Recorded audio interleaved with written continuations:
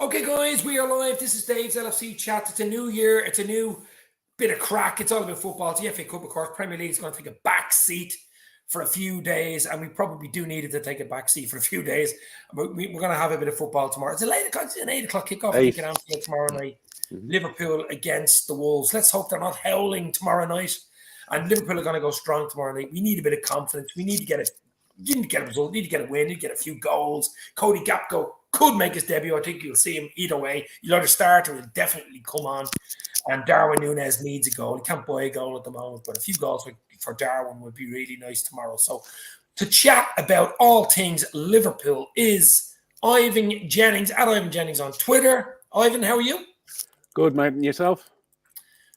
Good. Just getting over the Christmas blues and the Everton blues. And down below is Jack from the Anfield Road TV in the house. Jackie boy, how are you, kid? You've been smashing it at the moment. He's been going live. Jack's been going live for fucking everything. An opening of a Tesco shop, Jack goes live. I mean, Probably sponsored by the Ev anyway. But yeah, no, thank you very much, boys, for having me on. Hopefully, Ivan, you had a lovely Christmas, mate. Obviously, New Year as well. And everyone. Nice it's plodding on, man, as always, like everyone. So, yeah. And, as I was looking, we'll speak about it tonight, but as I said, I want to look into it a bit positive anyway. Not with like blind faith, but at the end of the day, he's got to get on with it. The lads will get on with it, as we'll discuss tonight. But yeah, surely, eventually it will turn around for the Reds. Look, it'll turn around. We're like a 40-foot truck at the moment trying to do a U-turn or trying to do a U-turn. It looks like it's slow, it's progress and stuff. It will happen. We do need investment in midfield. I know I heard Klopp talking about midfield, saying he doesn't think the midfield was the problem in general. And I was saying, that you need a general in the midfield. Never mind it being a general problem. But I mean, we'll talk about all that. But tomorrow, obviously, Wolves roll up to Anfield. It's a tricky little game as well. I mean, they'll give us a game. They'll definitely give us a game, Ivan. I heard Klopp talking about going strong today. As you said earlier, we need a bit of confidence. We need to get a result, a few goals. A few players need a bit of confidence. Darwin Nunez being one of them. Gakpo could play, could start even. So what do you think tomorrow? He's going to go strong? I think he has to go strong. Like, as we were saying, it is confidence now. Like, it's just these little things that we're not getting. The little breaks. You know, you look at the goals we conceded against Brentford. Like, they were shocking, but they were little bobblers, you know. Freak kind of goals. Van Dijk being caught flat-footed, you know, just little things. Nunez, you know, if Nunez scores after 10 minutes, it could have been anything. So we're just not getting the breaks, you know, and I think what I'm hoping is we get the kind of boost this January that we got last January from Luis Diaz, because if you remember when we were building up to Christmas last year, there was a bit of doom and gloom, and the squad was looking kind of short, and then all of a sudden Diaz lands, and before he's even played a game, we're kind of going, oh, look at this. We could be onto something here. So I'm hoping this lad comes in and gives us that little kick up the arse that we need. And like when you're scoring goals, if you're scoring 3 or 4 goals and you're conceding 1 or 2, I'll take that any day of the week. We're not scoring, and then on top of that, we're conceding these silly goals. So like I'm as positive as I'll always be, and you know, you look at individual mistakes and stupid goals. You can't do anything about that. He's sticking to his principles of the high line and you know, Trent getting forward and all that kind of stuff, which I think is great because he trusts the players. Now, I'm not saying that we don't need new players in midfield, because we absolutely do, and we have done for a long time. And I'm hoping that maybe the result the other night might bring forward something, you know. But no, positive, and he has to go strong. We need to get back on track. I actually think tomorrow would be a great game to go to. You know, it's not as much pressure as, say, a Premier League game. They're a good side, Dave, as well. I watched them against United a couple of weeks ago. Really good Jack as well. I mean, they play football. They've given us a few good games. Yeah. You all remember the famous game at Anfield just last season, the last game of the season, 3-1, but that was a tight game. I mean, the Salah's goal was literally an injury time to make it 3-1. That could have went either way, that game. You know, so they've given us games. But Jackie boy, tomorrow, obviously got to go strong. I'm not too worried. Look, domestic cup, we're the holders. We're knocked out of the League Cup by City. We're in the FA Cup. The FA Cup's probably a higher level than the League Cup. But for me, it's more important to get confidence, to get performances from certain key players to bring into the Brighton game next week. That's what's tomorrow for me. Yeah, sorry there, boys. It wasn't shaking me head at you. It was shaking me head at my mum. When someone comes in the room when you're live and you're like, no, just... Yeah, I seen the BBC guy when the kid came in and just yeah, there's been some howlers anyway, especially on my lives.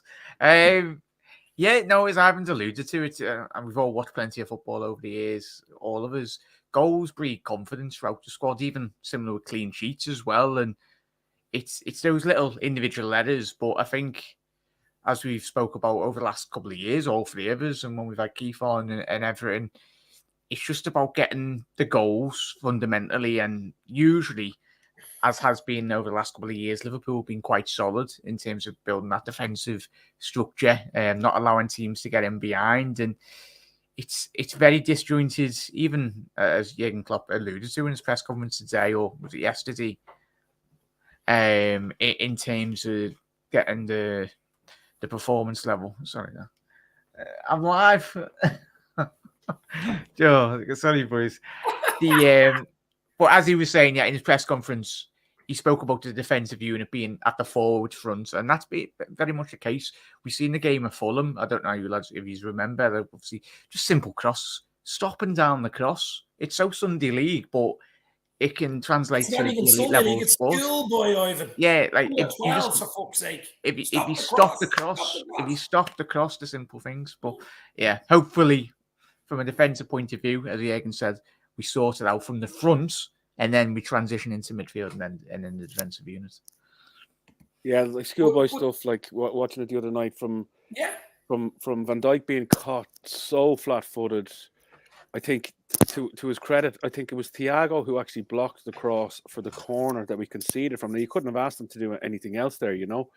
But then, and I think the commentary, Carragher was very good in the commentary. It was like there was no organisation, you know, who's picking up who. And then when they concede the goal that gets ruled out for offside, they change. They all stand back. And they give them actually time in the box. If you look at the amount of time your man has, or Liss, whatever his name is, to score that goal, we're 3 or 4 yards off him in the box. It's like, who's in control here? Who's actually calling the shots? You know, it was so bad. Shambolic. That was the word I think everybody was using. Shambles, shambolic. But as I say, I've noticed this a lot in the Premier League. They always, the fullback gives the player a chance to cross the ball. I thought the whole idea of a fullback was to cut out crosses. It doesn't fucking seem to be. They always give him an extra yard or two. If you're tight to him, he can't cross the bleeding ball. He certainly can't get a good cross in. What the hell is that? Yeah, I think everything was wrong. Like, I'm not sure if you saw Andy Robertson's comments after the game. He called that exactly. Yeah, we weren't stopping the crosses. We weren't doing what the boss told us to do, getting high and wide and trying to stretch the game, do it quickly. It was like, you know, a hangover. The question is, why weren't you doing as the boss told you to do it? Like, you can all do it. It's not just once this has happened. This is the problem, lads. Yeah. This has been like a virus running through the team from, you could say, well, definitely even pre-season. I think they looked really shoddy in pre-season. I mean, they lost a lot of games in pre-season, and everybody just put it down to pre-season. Sometimes the pre-season can tell you things that just didn't look right in pre-season. They looked tired from the 63-match season last year. It's epic and ridiculous, as we all know.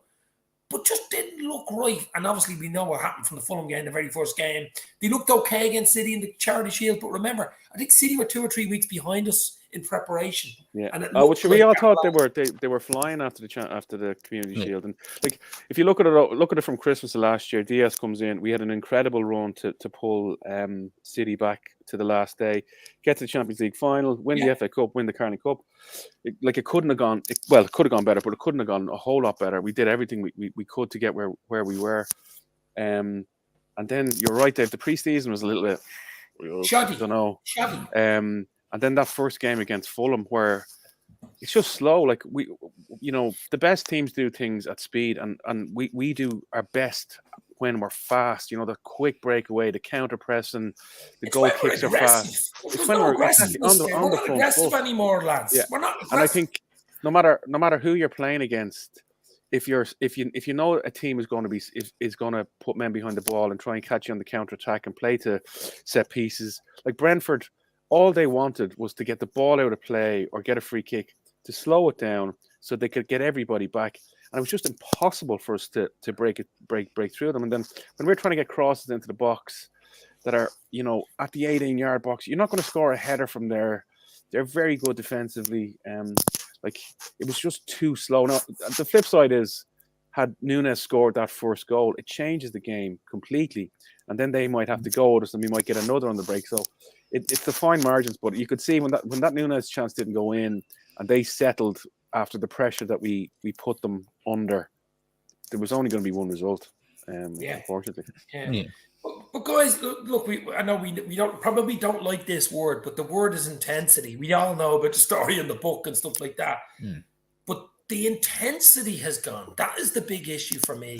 There's no intensity. There's no, I want the ball. I mean, Brentford the other night, they hustle and bustle. We had 76% possession, lads.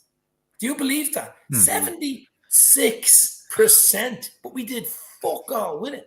You can have the ball all you want. I remember as a kid growing up, possession is 9/10 of the law. No, it's not. It's what you do with the ball when you have it. Is the I remember being a wee young lad anyway. I remember watching that. Was it the Celtic Barcelona game, James Forrest? Was it like at the Camp Nou at that prime Barcelona with Messi, Gavi, and Iniesta? They come away and they won that game. I think it was like 12% possession or something stupid. In all honesty, mate. But I think that's where we're missing the like Salah.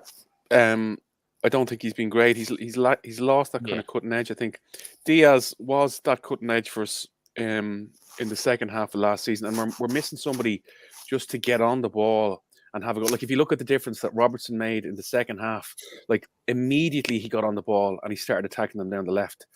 We've just been lacking at people to be brave, to try and go past somebody, to try and go outside somebody. It's just too settled, and you see all the little kind of rondos they're doing on the right hand side. Alexander, Trent and Elliott and Salah. Looks great. You're doing fuck all though. You're going nowhere, and all you're doing is giving them more time to get further. More defensive and more resilient against us. So just bad. Just bad all round. And as Mark Forrest is talking about tempo, and Panos Scouse is talking about second balls, we're not winning the second balls. I mean, we're turning over the ball, and then you give it away with a stupid, sloppy crossfield pass or something silly, even a 5-yard pass, 3-yard pass, Jack. You've seen it. Silly little 3-yard passes. And then you're on the back foot because all their forward players are going forward, and if they run back, it's crazy. Crazy shit. The answer to all of our questions, the answers to Liverpool's problems, as we've all said, they're there plain as day. The data is slap bang right in your face. I think the present statistics, Liverpool in the Premier League are like 17th, 18th. In all honesty, I don't know if you've seen the charts all this week. It was all over Twitter. Liverpool's form, and then everyone was laughing since the release of the intensity book. It's just literally plummeted. And the data all there is we're not doing enough to fundamentally win games of football. If you want to be at the elite level of any sport, you've got to put the effort in on the pitch, behind closed doors. And it's been a fabric of what Liverpool has driven Liverpool's success in recent times. And we've seen so many times in certain games, every game this season, lads, haven't we, in terms of the one or two individual players that are pressing, the triggering. And as you alluded to, the third and fourth transition is not, it's been completely, absolutely non-existent in all honesty. But Jack, what is it? Is it? I think there's lots of questions you can ask, right? So Mane, I think, is a valid question because he was always the first one to press, right? That has to be, I think, a topic. Age is another. The selection as well, and the physicality of some of the players, the Carvalhos and the Elliots. Can't dispute how incredible complacency, they are. Ivan, would you say? Yeah, maybe. The age thing as well. Yeah. And do players think they've obviously won everything, right? And that's great, but they're not. Unfortunately, they're not going to be regarded as a great team. I watched an interview last night before the City Chelsea game with Walker and John Stones, and they've won, I think, 4 premierships each. And Walker's like, I want to win 5, and then I know that I've made a real impact on this league. We've only won 1, lads. Do you know what I mean? And great as it was, and it's brilliant. But this team, for where we were in May of last year, Dave. I've always said it. I think the team, the levels of consistency for 4 or 5 years, I think we should have. Now, we were unlucky twice, you have to say, within a point twice. We could have easily had 2 more. We could have had 3 leagues, lads. And I think ultimately it comes down to that when you look back in history. I mean, that's history. History, we'll look back in 20 years. Like, I'll be nearly fucking 70 in 20 years. We'll be looking back going, that great club team, well, what did they win? That's all people care about 20 years' time. They won't care about the moment we're in now, which we love, and it's great because we're in the doldrums, remember, when fucking 2010 the Cowboys were involved, of course. When you, but historically, when you look back, that's what people look back on, unfortunately. When you think about it now, you know, and I can remember us doing podcasts last year, and we were all talking about the journey, and it really is. But the journey is very present. It's now. You're not going to think about the journey in 20 years' time. You're going to think about, we won it in fucking 2019. That was it, lads.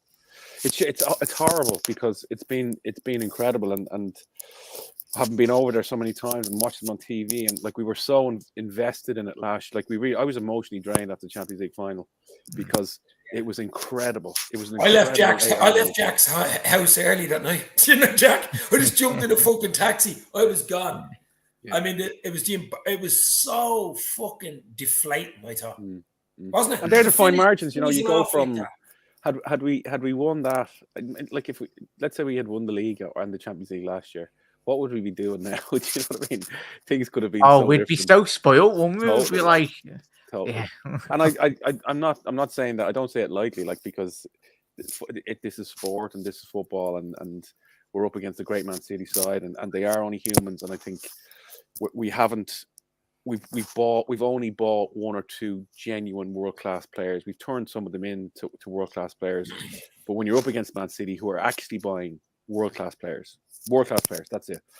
It's very tough, but I don't think, like, if you can do it one season, why can't you do it the next season? Do you know what I mean?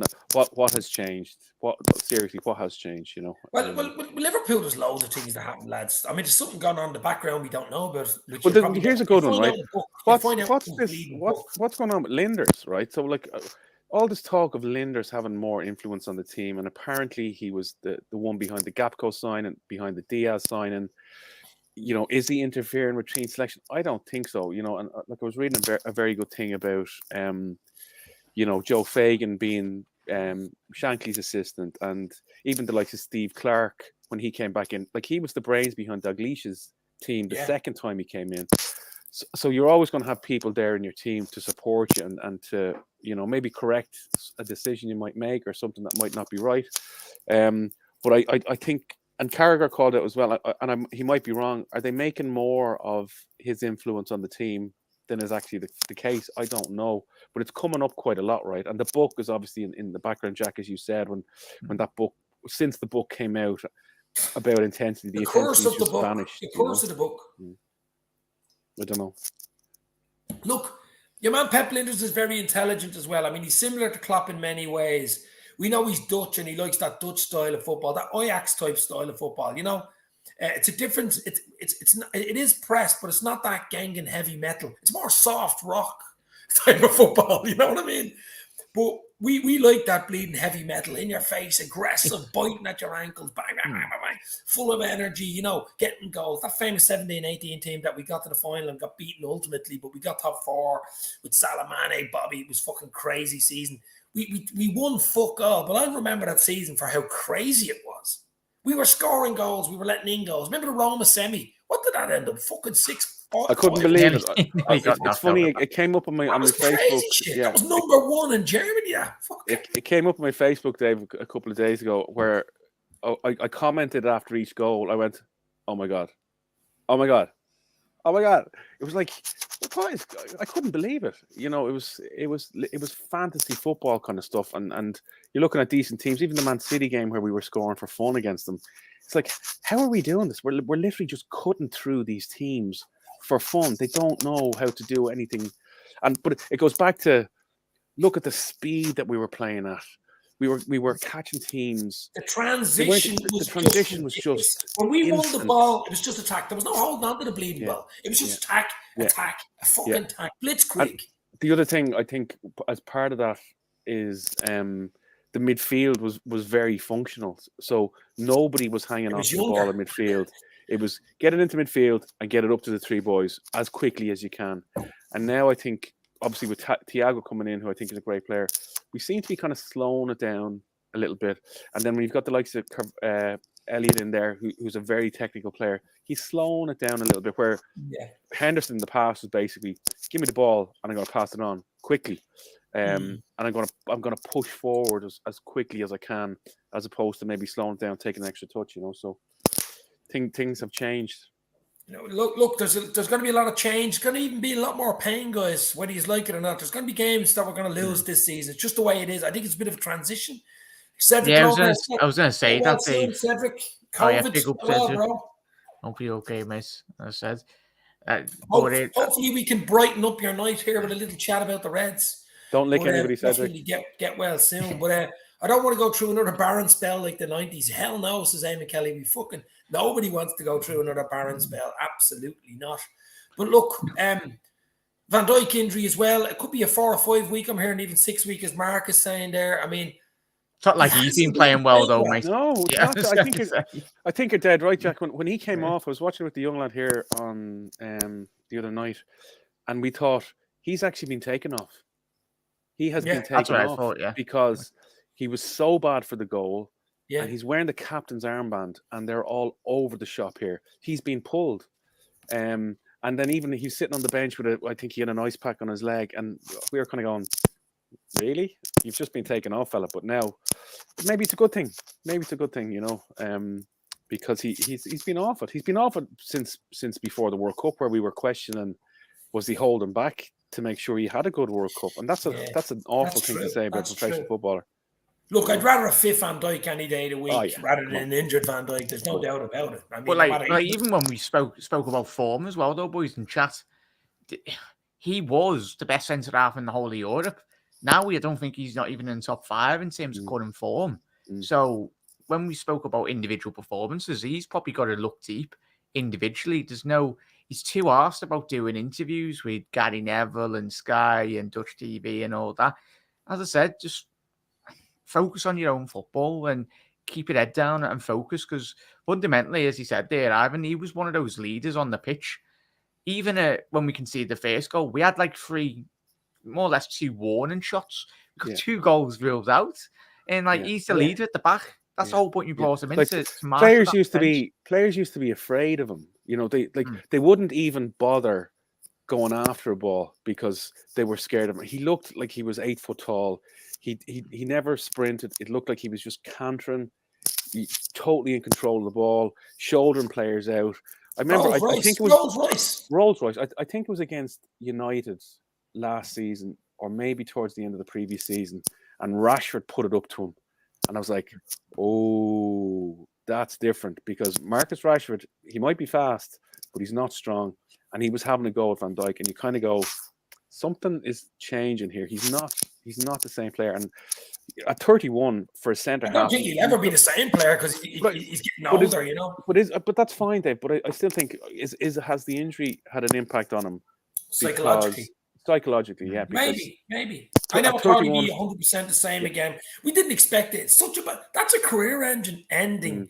That could be career ending when it happened. Some players don't even come back from that. He had all the top specialists looking after him that most players wouldn't have. You know what I mean?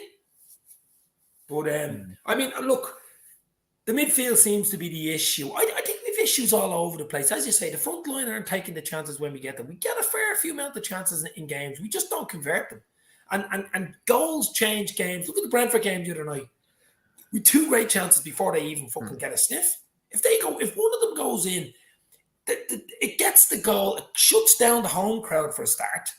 The other team start thinking, maybe we're going to have to change something. We're chasing the game. Goals change games, guys. No matter how bad you play, if you get early chances, you take your chances. And we haven't been doing it. Nearly every game we get an early chance.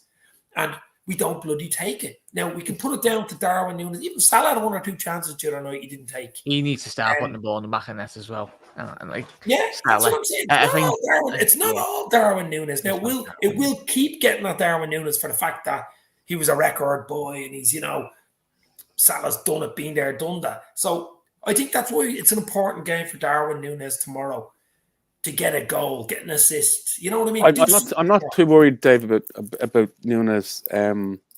Like they always say, if you're not in the position to score, that's I have the no problem. problem with him. I just want him to score though.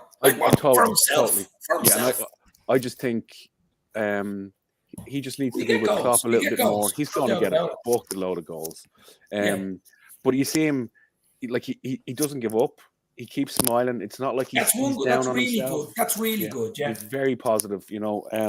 So I think when he actually clicks, he's going to score a fucking bucket load. I'll tell you what, maybe Gakpo. Maybe Nunez, Gakpo, but that would be the start of it. What a treble that would be. Maybe. And you look at, like, he's got everything. If you look at the speed of him, the speed of him to get to go past players, like he's rocket fuel. He's absolutely rocket fuel. He will, as you said, even a kid playing football. You've managed teams, Ivan.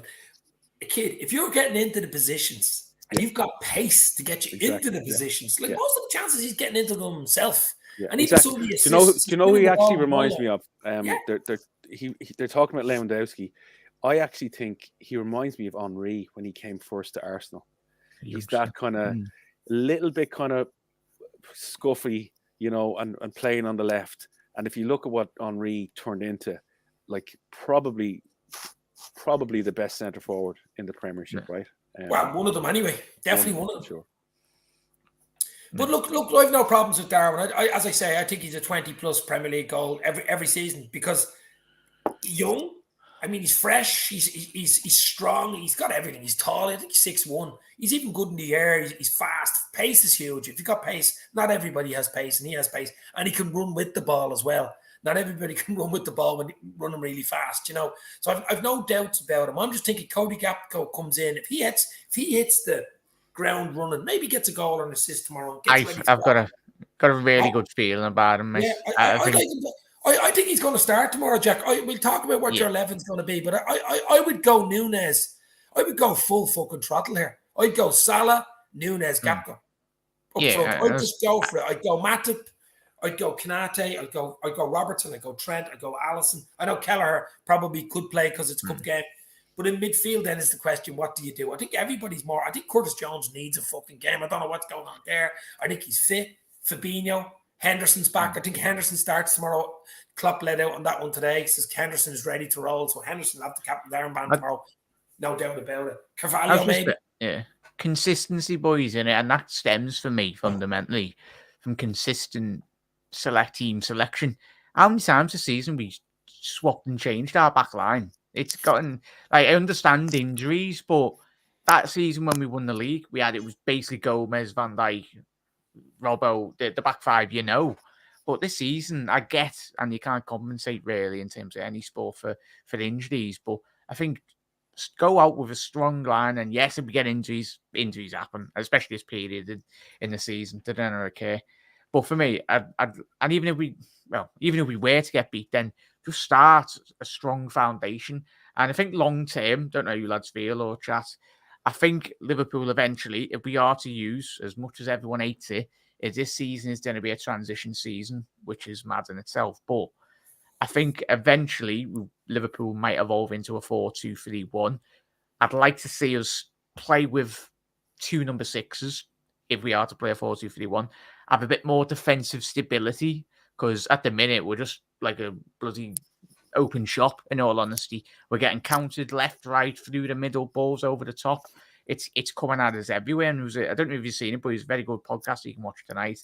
It was interesting that it was Troy Deeney speaking about when he played Liverpool and when he spoke about playing against the likes of Fred at United and Trent. And Deeney more or less pinpointed every time Trent would pick the ball, it is a trigger point for the team to press Liverpool's back line. So anytime Trent... What was the podcast? Fostercast, or the Ben Foster's podcast anyway, Deeney. But check it out, boys, anyway. It was really intriguing to, especially an elite level sportsman. James, obviously, Deeney's played along, but it was that game fundamentally when he played it. So professional teams, actually interesting, great insight. So not just Watford, but a lot of teams are probably doing that. Of course, the trigger point would be Trent, and that's fundamentally what we've seen over the last 3-4 year period. I think Trent, we all know how Liverpool play, everyone in the world knows, but he needs much more protection, in all honesty. And we've not seen the best of Robert or Trent going forward, fundamentally. That's what the best vet could do, innit? Yeah, I thought, Jack, I think it's a good one, the 4-2-3-1. I actually thought that was the system we were going to play when Nunez came in, because he is that number 9. And if you have him and you've got 3, and we played it once or twice, it's incredibly defensive and it's incredibly attacking, because you have that solidity with the 2 6s, as you said, but then you've got 4 top attackers on the pitch and the 2 fullbacks getting forward. So I thought that was the way we were going to go, and I don't know whether we haven't got the players coming in or Here's trouble. What's Um, happening, Keith? All good? You're probably all looking forward to getting off and getting on with the rest of your evening. Well, Jack has to go in a few minutes anyway, because I think he's live in 10 minutes, but we can stay on for a few minutes. We can let Jack fuck off and we just have a chat. I get over that. Jack can go anytime he wants. We want to keep this positive. Big game tomorrow. We're going to go strong against Wolves, Keith. So, what's your fix for Liverpool? Fix? Yeah. It's not a short-term fix anyway, I don't think, to be honest with you. It's probably a ride out the season kind of fix, and hopefully make ourselves into Champions League and see if we can go a little bit further in cups. I don't think there's much more that can be taken out of it. Now, listen, the lads have proved everybody wrong in the past, and we can go on runs. I know we can go on runs, but we've gone on runs at the back of having a decent engine to get us on runs. We don't seem to have that engine to get us on runs now at the moment. So, and we, I think listen, if we as soon as we concede that first goal, the whole thing just looks like it goes to fucking shit. The whole thing goes to shit. And every aspect of the game goes to shit, to be honest with you. Creativity goes to shit. Decision-making goes to shit. Execution goes to shit.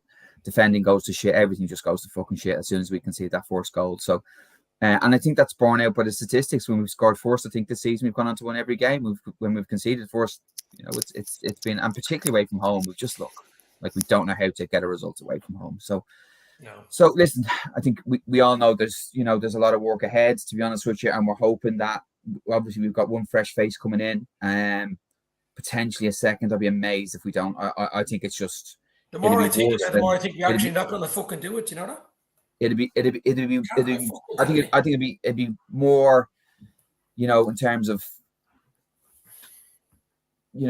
being really kind of negligent, not doing a midfielder in this window than it was doing a defender when we were struggling the way we're struggling. I think it would be even more negligent, because that looks like it's all over the shop, and everything stems from that. Everything stems from that. If we're not pressing, controlling, hounding, and we're allowing teams to get their head up. I know we kind of chatted about it during the week, and that was very, very interesting. I thought Frank's interview after the Brentford match, and he was asked specifically whether or not he was targeting a specific side, namely the right hand side. And he was like, no, we've got both sides. If it was on either side, we can go either side. So they pretty much identified that it doesn't really make an awful lot of difference, because Van Dijk is weak at the moment. So our left hand side is weak at the moment, and our right hand side is weak at the moment, and it really doesn't make an awful lot of difference. Wherever the ball breaks down, wherever we get a chance to get ahead of football, you play that channel, and then we play from there. So, it's not as if there's a specific weakness in our back four, right-hand side, left-hand side. He's pretty much highlighted and said it, after the match, that he thought there was issues down both sides. Oh, you could see it. You could see it. They did that in the 3-3 game. They were going. It didn't matter. They would go to either side. They cross the ball, skip out the centre halves, and challenge the fullback, knowing the two lads are small and not as strong. But yeah, it's everywhere. Yeah, I think it's difficult. Look, I think the both games are very different in terms of the way they were. I think we probably could have got something out of. We probably could have got something out of the 3-3, and we left them back in. That match of the night, we just weren't at the races, and we didn't deserve anything out of the game. We certainly deserved a draw in the 3-3, and we're probably unfortunate not to kind of nick it right in the 3-3. Deserved nothing there the other night. So and listen, and that's always been okay. The Achilles heel has always been, we play a high line, and if you get time and space on the ball, you will be able to punish us. But what we've done over the previous seasons and why we've been so successful is that we nullified that. We nullified that to a huge degree in two ways: turning over the football, getting the football back, pressing, right, and then possession football. 74, 75, 76% possession for the match. And then when a team did get a chance to pump the ball forward, it was a fucking hit and hope rather than, okay, time, space, what's the best option for me? And I'm pinging the right ball. So there's a lot of things, but it all boils down to an underperforming and not firing central midfield, to be honest with you. That is the part of the pitch that really needs refreshing. And I think we got so comfortable in that space a couple of years ago where we were saying, right, we're now not productive enough. We're so good in midfield that we actually need to have an attacking midfielder. We need to have somebody who can open up, because when the front three went firing, it was okay. Well, the problem is that we're not creative enough from the midfield. We probably should have just said, you know what, they're going through a bad patch. I would near enough say that what we should be doing is that if we're going to refresh the team, the only parts of the pitch we should really be looking to refresh on a continuous basis is in midfield and up front. And then put a defender in when we need to put a defender in, because generally the defensive side of the team will get longer in terms of their play time. They'll go into their 30s. They mature with age, whereas you need energy. You need all that in the midfield, and then you need confidence up front. So if you are going to refresh the team, you should be putting a fresh body in central midfield and up front every window and a half. And we haven't done that. We've underinvested in midfield. Can I just rescue Jack here? Jack, you want to go now, don't you? No, I'll do another 2 minutes, really. Okay. So I'll give you, more good, man. You have to break in my whole No, stride. we're going to stay on for about 2 hours.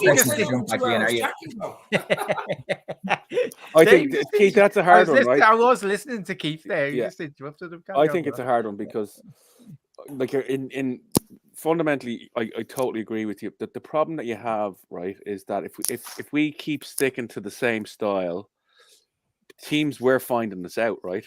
And I think that's where Klopp has gone, right? We need to mix it up a little bit. And you bring Thiago in, and he's going to be that creative one to unlock the defense. And I was looking at that thing the other night there, the ball he played when we beat Arsenal 2-1 in the Emirates for Jota. That's exactly what we want, right? The game, we're under pressure in the first half, and he has 30 seconds of absolute fucking genius, splits them in half, and we score. But by putting him in, you are changing the dynamic of that midfield, right? From a Wijnaldum and a Henderson and a Fabinho who are functional and energy and get forward. I don't want the ball. I want these lads to have the ball. And now you've got somebody in the midfield who's quite happy to have the ball, and he's quite happy to slow it down. And even if you're slowing it down by 5%, you're changing the dynamic of that team entirely. And I think that's where if you look at, and I'm not being critical of Klopp. Is this where the likes of Guardiola, who has all the money at City and he can buy whatever players he needs, is this where Klopp is maybe being found out a little bit, that by splitting to his principles in one way and tweaking the system a little bit, he's causing himself kind of some problems. Do you know what I mean? I to be honest with you, what I think is that we probably left the front three intact for too long and didn't refresh it a little bit sooner. So I think the reason to change around the formation and to look at different ways of opening up teams is that teams have pretty much said, now we're going to do a banker form, we're going to banker form, we'll be on to that. Listen, and by the way, when we were playing as good as we were playing, and we played over a period of 2 to 3 seasons there where we were pretty much unbeatable, right? Champions League final after Champions League final, 98 points, 99 points, 97, whatever points that was. We played the same football, lads. And every team in the Premier League has teams of analysts who were looking at how we play football. The reason why they couldn't do anything about it is that we were so fucking good at what we were doing. It made no difference. I know how Liverpool are going to play today, but we can do fuck all about it, right? Because that's the way we played.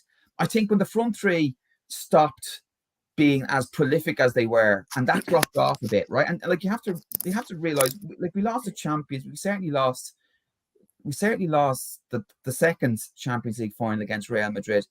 We lost that final on not being clinical enough in front of goal. We could have had that match over and done by half time.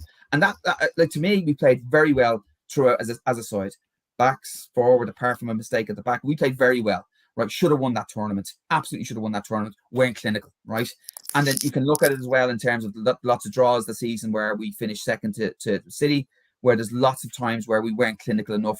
Every other aspect of the game, of how we play, is absolutely perfect, and there's no issue whatsoever. And now we're looking to tweak that and introduce new things and do all that kind of stuff. What's happened at the same time as we do that is that midfield has fallen off a fucking cliff, completely fallen off a cliff. And what we haven't been able to do. Who do you blame for that midfield falling off the cliff? You have to blame the management. Klopp? You have to The blame owners?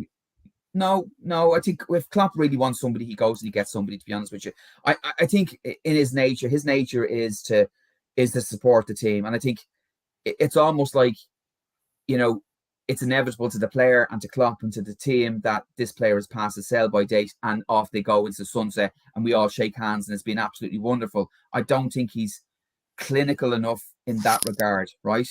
And to be honest with you, but he gets the maximum. But we're not City, we're not Chelsea, we're not PSG, we're not Real Madrid, you know. And if he wants to maintain a dressing room and get that amount of fight out of people, you know, he has to, you know, that's how he does it, because of the loyalty, because of the support he gives the lads, right? No, I think you're spot on, Keith.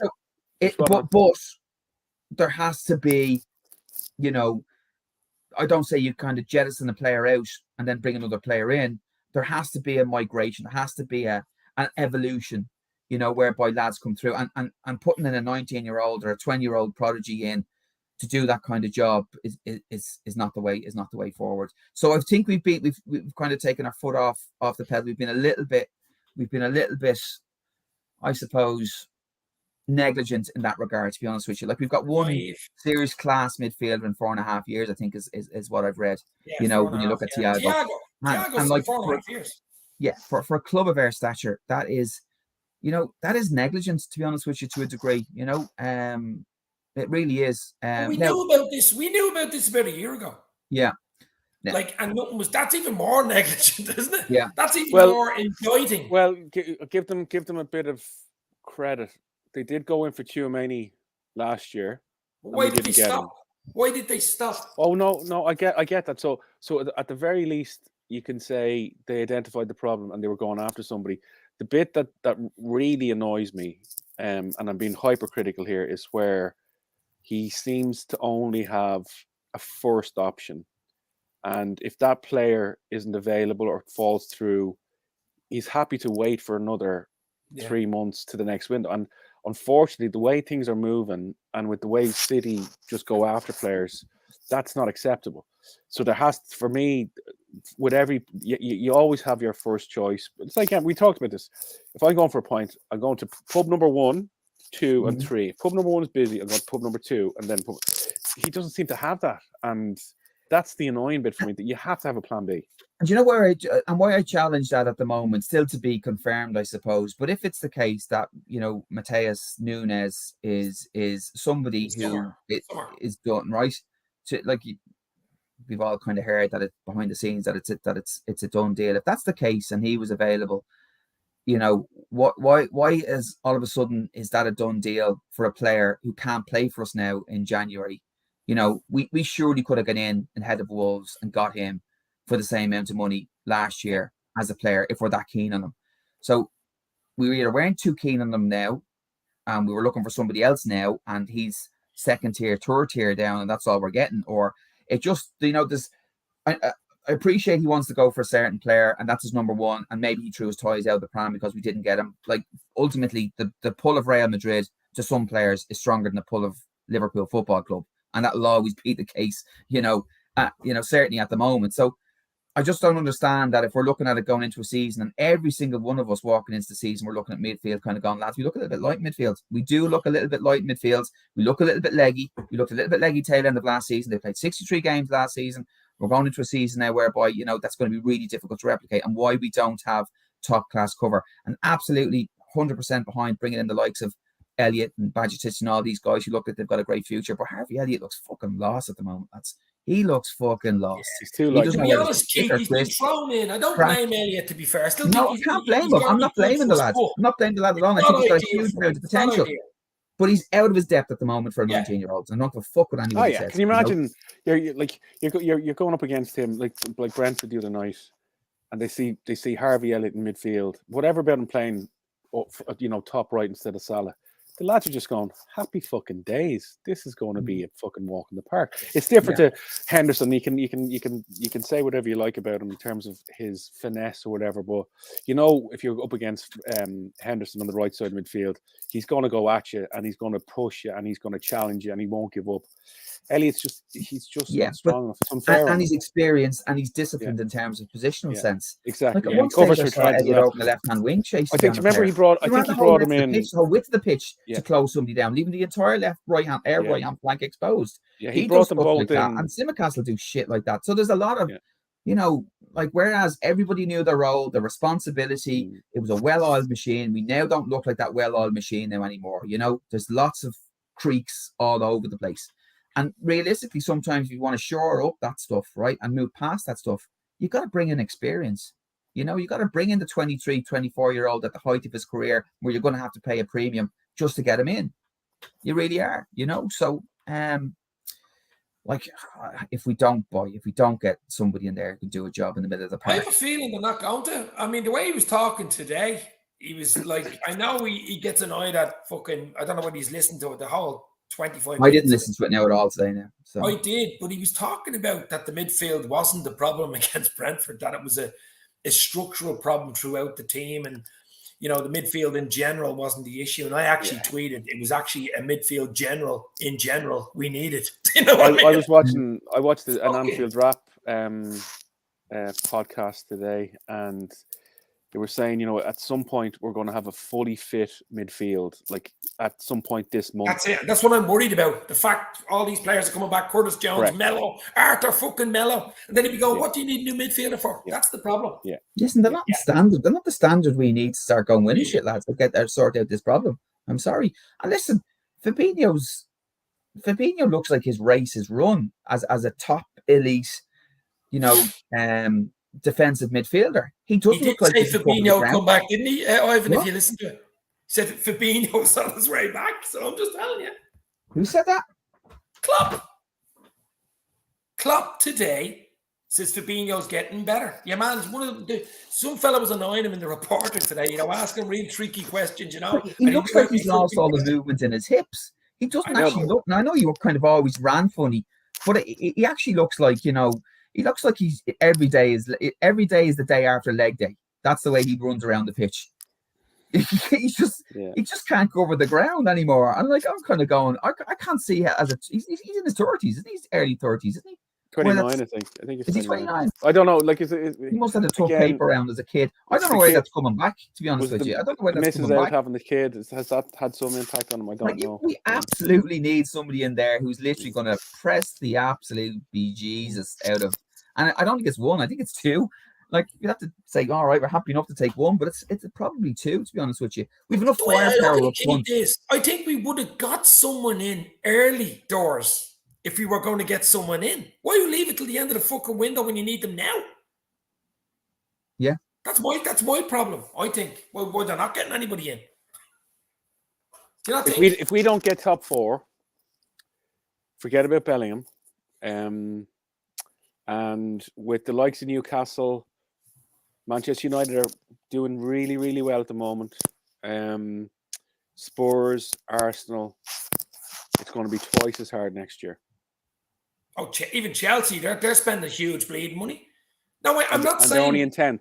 Top four. We all know how important top four is for the club. And even if FSG were going to sell the bleeding club, you could take 10% off your sale price if you don't get fucking Champions League. Yeah. Listen, I think it's only, to be honest with you, I think it's only one season. You can see how well United are doing at the moment now. They haven't had the Champions League now for a couple of seasons. But what it means is you've got to spend bigger. You've got to spend bigger to attract. You've got to pay higher wages. You've got to do all these kind of stuff. I don't think one season necessarily takes a complete shine off. It's a massive hole in the salaries. You're also playing Sunday, Thursday, Saturday, Thursday, Sunday. So you need to have a big squad to be able to get around that. It's a pile of shite, lads. It's I just can't understand. I just can't understand how we wouldn't just necessarily, just do that investment. Just do it now, You imagine a scenario whereby you know, we don't invest now, right? We don't invest now. Look, And we it's don't get a done. I marquee think the window's midfielder. done. I think It's the not a window's done. Fernandes or it's not a Bellingham in the summer. Like, you've got to really question, you know, the ambition and where we're actually going. And I don't think that's a scenario that's miles away from being a reality, to be honest with you. You know, like It's already been questioned, every Keith. day he's It's moving already closer and been closer, questioned. or he's moving further and further away from us to City or to Real Madrid is what you're reading there, you know. So But it's like, being questioned. It's fucking big. I think FSG, Fenway Sports Group, bought some fucking player's contract for Red Sox. I don't know whether you've seen it for $275 million or something. And I mean, they can do things like if they think it's worthwhile. Or now, I always thought there was never a full sale. I always thought it was like an investment thing, like the Redbird Capital 10% thing, where they sell 10% for 300 million, get the 300 million in, do a few things, buy a few players, and still hold on to money was into 80% of the FSG. book. It wasn't into Liverpool. That was into FSG, spread across all of their interests. You know, that investment wasn't Liverpool investment. That was investment across all of their assets. I'm not saying that. Yeah. I'm saying FSG is a sports group. They're huge. They've a few people involved. There's been 20 people involved in FSG. It's not just John W. fucking Henry. Yeah, yeah. You know what I mean? Yeah. There's been 20 people involved, all secret investors. But what and I absolutely know there's no guarantees from an investment perspective. But what we do know is that when we do invest and when Klopp does get players in, they generally turn out to be good eggs. Like, you look at Chelsea. What are they, 7th at the moment? 7th more? spend the money to beat the band. Beat the band. 10th. And the amount of money they're spending, they just spent 300 million on defenders. You know, I'm like, there's no guarantee. There's no guarantee. Like the biggest asset we have in terms of, you know, is Klopp. The biggest asset we have at the club at the moment is Klopp in terms of the news to be able to go and win titles for us.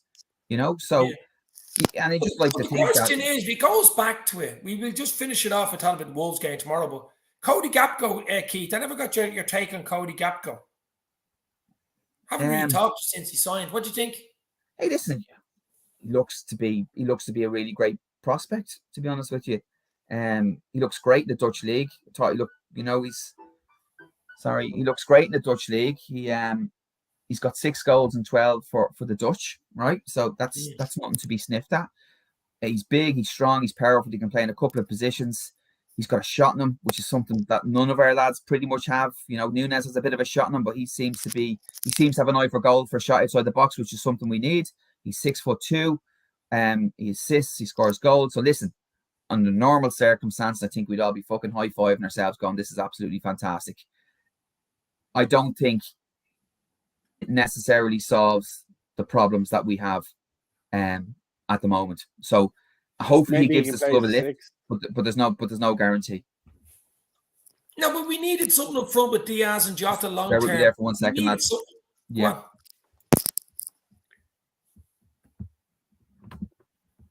Put your mute on there. I wonder can Cody plays a 6. But like, yeah, I mean, look, I don't fucking know. I mean, it's crazy stuff. But for me, I think Klopp's behind it all, really. I mean, if Klopp really wants a player, Ivan, are you telling me FSG won't get it from him unless it's fucking messy or something? Yeah, but he's not stupid either. Do you know what I mean? Like, you know, like they're in 6th position, so it doesn't add up to me, and that's why I can't understand for a club and for a whole kind of setup and ownership that are so kind of based on their decisions are based on data. When the purpose of doing all of that is to ensure that you've got options, and he must realize that they've been so calling out for players. He must know that we're falling behind. He has to see that, like, you know, we should be up there in 1st or 2nd, and we're not, and we're way off it. And if he reads any newspaper, if he watches the games back, which he must do, he must be going, fuck, that wasn't happening last year. That wasn't happening the year before. And why isn't he making that run? And how did we get through there? And why is there such a hole on that side? And why is he so flat-footed? And I think Klopp at the start of the season thought he had enough. When everyone was fit, he looked at it. I know the age profile, we talked about it last summer. The age profile of the midfield was too fucking high. And it was a risk after 63 match season to go into. I thought they would have signed. They did look for Tuchemeni, of course. They had the money in the bank, that meant. That means they had the money underneath the fucking mattress if they're putting a bid in for him. And Madrid came in and ultimately got him. So they had money there for midfield. Yeah, I thought he was going to stick with what he had, and then if it didn't work out by Christmas, they would go for Bellingham in January. But I don't think like Bellingham isn't the answer. Isn't the answer now? He'd be great for us going forward and stuff like that. But he's I think your man Casado off Brighton would suit us a lot more. I just think that energy. He reminds me of like a Mane in midfield, basically. Yeah. I go back to Jack's point there, and Keith, we were talking about it before about by bringing in Nunez and playing him up front, like a 4-2-3-1 makes us very strong defensively and very strong attacking wise. And if we were to bring in one more to sit beside Fabinho or Henderson or whoever it was, things are different there. If you're bringing in one to sit in the three, like which position are you targeting? Are you getting rid of Fabinho? Are you getting rid of Henderson? Are you getting rid of Thiago? I just think bringing in one into a three doesn't make a huge amount of difference. Whereas if you go to a two and bring one in to sit beside one of the other lads, that's a different thing altogether, you know. Yeah, and there's enough up front, like, you know, you could even there's even arguments around to kind of go right to get ourselves more compact, right, as a unit, and even look at something like a 3-4-3 when all the defenders are fit, right? So either having Konate in the middle and Van Dijk on one side and Matip on the other side, and you can mix around with Gomez and throw that in. And I would still put in Trent on the right and put in Robertson on the left, and two strong midfield holding and face, get us most, and then say, listen, front three, right? Whether it's Mo through the middle, Gakpo on the left, or whoever, Gakpo on the left, or Nunez on the left, or Mo on the right hand side, Nunez through the middle, and Gakpo on the left hand side, and it's a lot more compact moving up and down the pitch, and it stops that long ball down the channel, because we're not necessarily relying on the lads to bomb forward all the time. They can be created from slightly less positions. You're more feeding balls through the channels than as opposed to getting down the wings and getting all across, and it gets us a lot more compact. But I don't think we're going to deviate that far away from what our core is, to be honest with you. But we probably have the personnel at the moment. One midfielder, by the way, into that scenario gets us a lot more solid, right? I agree. Then you've got your metronome from Thiago on one side who's keeping it ticking over, moving the ball around the place. They're all ball players. You've got a player in then who can potentially break up, who can still play a ball, but can spot some danger, right? And then you've got three lads up front, and all you have to do is create chances for those three lads up front. And between the three lads, if they're not scoring goals, it's a problem. You got to take them. We haven't been clinical. Oh, no, you got to take them as well. You got to take them. Listen, you probably had a chat about Nunez earlier on. I'm not probably going to add to that, to be honest with you, but I just think he's been really unfortunate. I have no issue that lad's going to be brilliant. No fucking issue either. I just want the lad to score a bleeding hat-trick tomorrow or fucking well, listen, get whatever, because it's all about... He's a fucking Mickey hair away from scoring the other night, right, with a really good finish. And then the other one, listen, he goes around the keeper and puts on target. Your man's really good to get back on the line, right? So you can put all the still images up of looking like it's an open goal all you want. No, you have to real credit. He goes around the keeper, he puts it on target, and your man gets back brilliantly. You credit Ben Mee there. That was a great defensive. You have to credit Ben Mee there. You have to credit Ben Mee. I have no issue with him whatsoever, as long as he keeps doing, as long as he's not on social media. The goal he scored that was offside. Obviously, he didn't know he was offside. He actually flicked it over the fucking keeper. Some finish. Yeah, and it's he doesn't have an awful lot of grass to play around with to get the ball up and down over the keeper. When you look at it, superb finish. Listen, he's got everything he needs. He's got everything in his kit bag. I'm not worried about him at all. So tomorrow we go strong, Keith. I think we just need a bit of confidence, get the win, get into the next round, see what it's at Anfield. 8:00 kickoffs under the lights. So I'd go strong. I'd play the front three. Whatever about up front, I'd like to see him go strong up front. But I tell you what I'd like to see is whatever the partnership is going to be at centre half, because we've got Van Dijk out for 5 weeks, is it? You know, you have to get that partnership going, and you have to get that partnership going tomorrow night. Well, what are you doing? Is Konate and Matip? It has to be. Konate Matip. Has to be. Yeah. Right, so I'm going to go. Obviously, Alisson could be Keller. It's no real difference in a cup game tomorrow. Keller might start, give Alisson a rest. I'd say Konate, I'd go Matip, I'd go Robbo, I'd go Trent. I'd just go that back four. Up front, I'd go full throttle. I'd go Gakpo, Nunez, and Salah. I just would. Yeah. And the midfield is the one for me. Henderson starts. There's no doubt about it. He's club captain tomorrow because I heard Klopp talking about him today. He's fit and ready to go. He's missed a game or two, so he'll be in.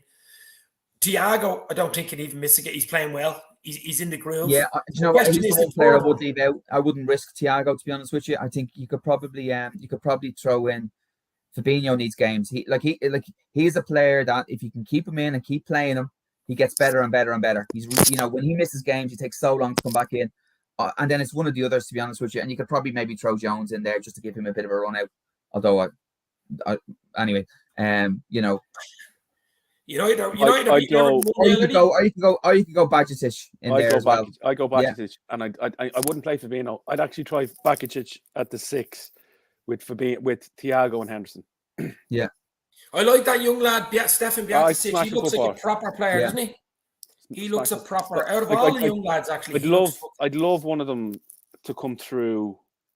You know what I was watching the other night? Wayne Rooney. Do you remember when he came through? Yeah, and the balls strong, and the fight aggressive. and the like the shaved head. He knew it's not just about doing it on the pitch. It's about looking like you're ready to do it. He was just an animal. I would just love Bakitic or Elliott or Carvalho or one of them just to come through as this fucking animal. I'd love to see Ben Doak getting 15 minutes at the tail end of every match, particularly against a low block. He just run at you all night. I don't know. Well, listen, he's very young. Niall from the upper tier thinks Curtis Jones is the savior. I'm just being very careful in terms of what I say. So that's all I mean. Look, and then do you know what our next game is next week? Away to an in-form Brighton Hove fucking Albion. That's gonna be a tough game. I think we've just got to hopefully get a midfielder next 3-4 weeks. I don't think so. I don't think he's gonna do it, but I think he's put all his eggs in the basket for a fucking operation transfer window. I think we'll stumble into top 4, however we do it. Like we've won 4 out of 5. Sure, we lost last week. I think it's going to be that kind of season. No, it absolutely is going to be that kind of season. It's going to be a bit of pain. It's going to be a bit of pain. There's no doubt about it. I don't think winning all our home matches is going to be enough to get us to top 4. We're going to have to do a lot better away from home than we're doing at the moment. Miles better than what we're doing at the moment. If this continues just winning our home games, we're not going to get top 4. We're going to have to start turning around. And listen, we've still got some huge matches still to play, to be honest with you. One thing we're saying as well, Keith. Don't get me wrong. There's plenty of time left to turn it around, but it has to start now. We're not throwing in the towel. That's what you're saying. No one's throwing the fucking towel in. No way. Do you remember the buzz we got? The history we have in terms of turning stuff around. Do you remember the buzz we got with Diaz coming in last season, where we were miles off? And suddenly, Cody could be that difference. He really could, I hope he is. That's why I'm hoping he starts tomorrow and gets a goal. And maybe sets up Darwin. Who knows? Might be a nice little going on there. Just put Darwin on penalties. Them scoring. Right, lads. The evolution of Darwin has begun. Talk to you tomorrow during the match. Guys, that's it. Stay safe. Talk soon. This means more. Liverpool to beat Wolves tomorrow. 2-0. I'm going to go 2-0. Once we win, it's all about confidence. Let's go. Big game next week. Thanks to Keith, Ivan, and Jack, who was in earlier as well. Hit the like, hit the share. Talk soon. Stay safe. You'll never walk alone. Cheers, guys. Enjoy your